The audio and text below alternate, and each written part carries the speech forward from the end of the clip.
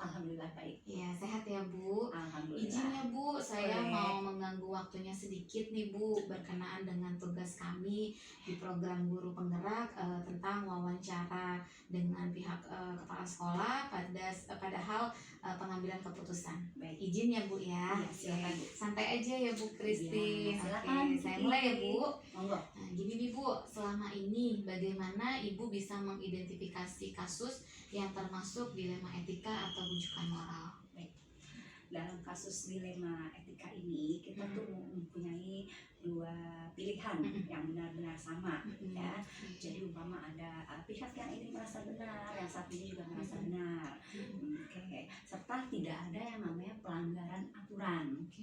Sedangkan untuk rujukan moral ada sesuatu hal yang dilanggar sehingga berpengaruh pada keadaan di sekitarnya. Oke, jadi bedanya kalau dilema etika itu sama-sama semuanya benar ya Bu. Betul. Terus tidak ada pelanggaran aturan, tapi Ya. kalau dalam rujukan moral intinya mereka ada pelanggaran gitu ya. Betul. Oke, baik Bu. Terus bagaimana nih Bu selama ini Ibu menjalankan pengambilan keputusan di sekolah Ibu untuk kasus yang sama-sama benar atau mengandung nilai kebajikan? Biasanya kami di sini mendiskusikannya terhadap guru-guru. Semua dewan guru kita ajak diskusi, bahkan jika perlu kita memanggil perwalian kelas maupun komite, sehingga permasalahan bisa diatasi dengan baik dan bisa terselesaikan. Begitu. Jadi adanya kolaborasi atau koordinasi dengan semua pihak ya Bu ya. Ya. Lalu nih Bu, langkah atau prosedur apa yang selama ini Ibu lakukan? Baik, biasanya kita mengadakan rapat Ibu Guru. Jadi semua kita duduk bersama, lalu kita bicarakan ada permasalahan apa yang terjadi, lalu kita carikan solusinya seperti itu. Oke. Lalu Bu lanjut ya Bu, hal apa saja nih yang menurut Ibu dianggap efektif dalam pengambilan keputusan pada kasus dilema etika? Sebenarnya itu hanya komunikasi aja ya. Kadang-kadang komunikasi itu nggak lancar. Betul. Jadi dengan nggak lancar itu otomatis ada salah pendapat, salah persepsi. Nah makanya dengan demikian kita mengadakan komunikasi yang lancar sehingga insya Allah segala permasalahan bisa kita hadapi.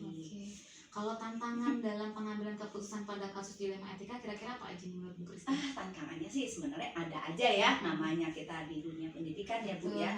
Nah biasanya tuh salah satunya kurang komunikasi, sehingga mungkin terjadi salah persepsi, terus informasinya kurang yang didapat gitu kan, sehingga muncul deh kasus-kasus. Nah misalkan kayak itu ya Bu ya. Benar betul. Jadi tantangannya lebih kepada komunikasi ya Bu ya. Kalau komunikasinya mungkin jelek atau kurang efektif, barangkali bisa tadi ya timbulnya salah persepsi. Nyampainya nggak penuh. Betul. Oke. Nah kalau menurut Bu Christine sendiri punya nggak sih jadwal atau penyelesaian khusus untuk kasus dilema etika, dan kalaupun ada bentuk dan prosedurnya seperti apa? Kalau kami terus terang tidak mempunyai jadwal khusus Bu. Jadi kalau kami terbiasa jika ada kasus langsung kita selesaikan saat itu juga, sehingga tidak perlu berlarut-larut. Jadi bisa langsung selesai gitu ya Bu ya? Insya Allah langsung selesai. Terus nih Bu, adakah seseorang atau faktor yang selama ini mempermudah atau membantu dalam mengambil keputusan pada kasus dilema etika? Yang membantu itu sebenarnya dewan guru sendiri ya. Karena kan kami tuh semua bekerja sama, antara kepala sekolah, guru-guru, komite, orang tua murid dan sebagainya, itu saling bekerja sama. Jadi di sini kita semua andil gitu. Jadi komunikasi terjalin dengan baik dan tercipta solusi. Jadi intinya saling kerjasama ya Bu. Betul. Antara semua pihak. Nah dari semua yang tadi Ibu sampaikan nih, kira-kira menurut Ibu pembelajaran apa yang bisa Ibu petik dari pengambilan keputusan pada kasus dilema etika? Pembelajaran yang kita petik di sini adalah pentingnya komunikasi, ya. Jadi komunikasi itu harus lancar, karena kalau nggak lancar, satu yang tadi saya bilang tersendat, sehingga informasi nyampenya separuh, ya kan? Terus akibatnya apa? Salah persepsi. Nah, jadi kita itu pentingnya benar-benar komunikasi yang lancar, sehingga kita bisa melihat nilai apa sih yang ada di dalam komunikasi itu, sehingga bisa menciptakan kondisi yang nyaman buat semua pihak. Seperti itu Bu Kiki. Iya, baik, intinya komunikasi yang lancar ya Bu. Betul. Nah, senang sekali ya Bu bisa berbagi pengalaman Ibu dalam pengambilan keputusan keputusan, dan mudah-mudahan apa yang tadi Ibu sampaikan bisa jadi sharing buat kita semua dan jadi pengalaman buat saya juga nih Bu ke depannya ya Bu ya. Biar kita juga sama-sama saling kerjasama untuk bisa menyediakan sebuah solusi yang terbaik. Oke, terima kasih Bu Christine atas waktunya. Kembali Bu Kiki. Selamat siang, Ibu. Selamat siang. Sukses ya Bu. Iya, terima kasih.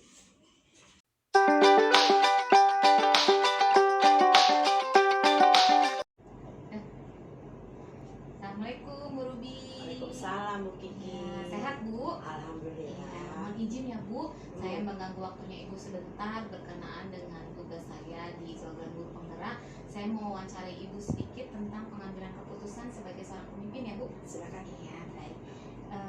Ibu Ruby saat ini kan mewakili dari TK Negeri Tegal ya Bu ya. Ya, saya mau tanya sedikit ya Bu. Pertama nih Bu Ruby, gimana sih menurut Ibu saat mengidentifikasi sebuah kasus yang termasuk dalam dilema etika atau bujukan moral? Oke, terima kasih Bu Kiki. Selamat ya. Oke, kalau menurut saya itu di dalam pada kasus dilema etika, pihak itu semua pihak merasa benar, ya. Sementara kalau dalam bujukan moral itu ada yang benar, ada yang salah. Jadi kalau mengambil keputusan itu ya memang salah satu terpaksa harus ada yang terlanggar, dilanggar kali ya. Oke, baik Ibu, terima kasih. Terus nih Bu, bagaimana ya saat Ibu menjalankan pada saat pengambilan keputusan di sekolah Ibu nih untuk yang kasus yang sama-sama benar atau mengandung nilai kebajikan, terus Ibu bagaimana menjalankannya? Biasanya sih kami mengadakan rapat, diskusi dengan teman-teman guru, kita cari masukan dari teman-teman mana sumber-sumber yang memang harus kita ketahui bersama. Jadi nanti pada saat mengambil keputusan diusahakan seadil-adilnya. Oke, baik. Jadi dengan diskusi sama-sama dengan seluruh warga sekolah ya Bu? Iya, betul. Oke. Terus nih Bu, langkah atau prosedur yang selama ini Ibu lakukan itu seperti apa? Itu seperti yang tadi saya bilang, kami identifikasi, lalu kami diskusi dengan teman-teman yang lain. Itu Terus langsung dicarikan solusinya ya? Ya, solusinya. Baik nih Bu, menurut Ibu nih hal apa saja sih yang Ibu anggap tuh efektif dalam pengambilan keputusan pada sebuah kasus dilema etika yang paling efektif gitu? Yang menurut saya kalau yang efektif itu adalah adanya komunikasi dua arah. Jadi sehingga kita bisa mencari solusi yang terbaik, ya, yang insya Allah tidak merugikan salah satu pihak. Oke, baik, jadi adanya komunikasi ya Bu ya? Iya. Oke. Lalu nih Bu, tantangan apa aja sih Bu di dalam pengambilan keputusan pada kasus dilema etika yang mungkin kemarin atau sebelum-sebelum pernah Ibu hadapin itu tantangannya apa gitu? Mungkin ketegasan kali ya. Karena kadang-kadang kasus yang terjadi itu berkenaan dengan ya kemanusiaan, nggak tega gitu. Oh iya. Kadang untuk memutuskannya kadang suka ngeliat Iya, Bu ya, sisi kemanusiaannya. iya, Oke, betul. itu jadi tantangan buat Ibu selama ini ya Bu Iya, ya. iya, Oke, betul. lanjut ya Bu. Iya. Ibu punya jadwal khusus nggak sih Bu dalam menyelesaikan kasus dilema etika atau bentuk prosedurnya seperti apa? Nggak ada tuh. Oh nggak ada. Nggak ada jadwal khusus. Paling kalau misalnya ada kasus, kami sesegera mungkin untuk menuntaskan. Oh, jadi langsung. Ya. Langsung ya. Oke.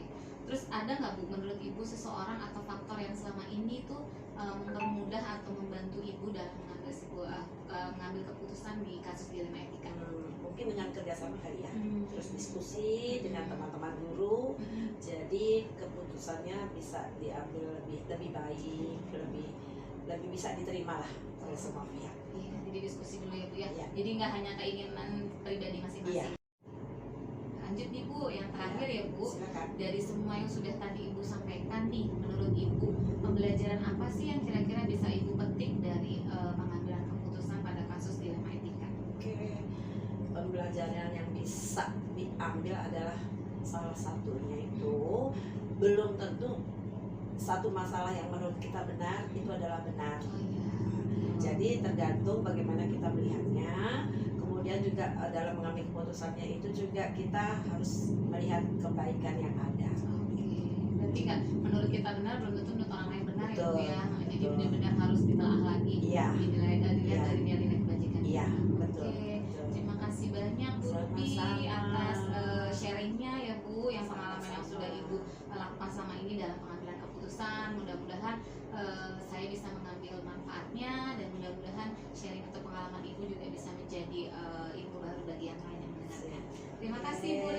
sukses selalu ya. Terima kasih. Assalamualaikum. Waalaikumsalam.